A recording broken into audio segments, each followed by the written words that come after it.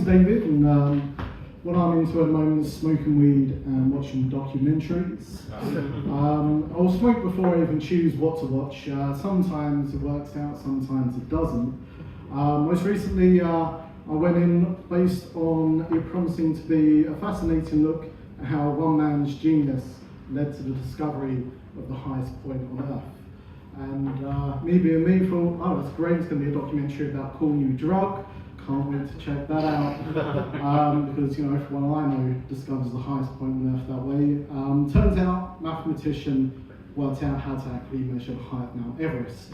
And good news though, then went on to lie to us about it, which I thought was fun.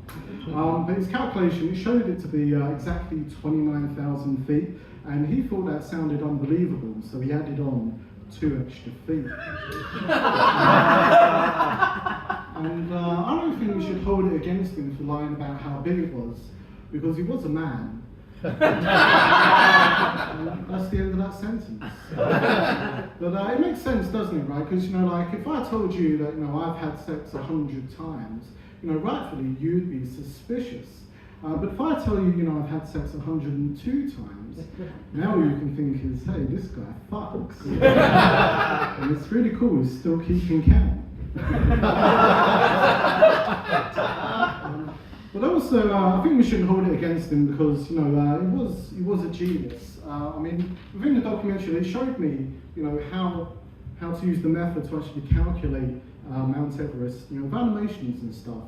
And as a result of seeing that, I now have to go on living my life knowing not only that I'm terrible at climbing hills, but I'm also incapable of even being able to work out exactly how big of a failure that makes me. and you know, that shouldn't bother me. I mean, it didn't bother me before I watched the documentary, but apparently according to some mathematicians, size matters. And, you know, and it shouldn't, because, you know, you're always going to be disappointed. In fact, I mean, I in protest have now started measuring hills in disappointment. You know, like a school hill, I mean, it's no big deal. It's like something like dropping out of school. You know, you could have climbed it, but, you know, sometimes it's just better to go around. But, you know, like a big hill, you know, that's more like, you know, failing at relationships, you know. And, you know, every time you think you get into the top, there's another peak ahead of you. But you always believe that you can climb it, despite the fact that every current attempt to climb a big hill has been something that's been decided at night with little to no climbing expertise, or equipment, or torch, or a compass, or a map. My chosen climbing partner's only big contribution has been to suggest we do it barefoot. But sometimes neither they would like to reveal a bigger truth. It's a bit of fun. Do you know almost all religious scholars agree that Jesus Christ was born somewhere between 6 years before Christ and 4 years before Christ? I don't think we should hold that against Jesus, because he was a man, and speaking as a man, I can tell you that we all occasionally come a little sooner than we meant to. And as Christianity has made very clear, it's the second coming that's important. And if we're going to hold anything against Jesus, it should probably be all those crimes he committed.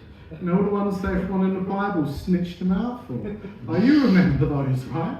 I mean, do you remember how he used to go water skiing without the proper safety equipment? Do you remember how he was always doing that overfishing in contravention of conservation laws? How about, you know, when he performed transfiguration without an official Potterverse Ministry of Magic accredited qualification? He enlarged hands on the Sabbath. I mean, if you're going to make hands bigger, you know, at least get it done in working hours. And of course, very famously distributed alcohol in unlicensed venues. We'll end that there, but thank you very much.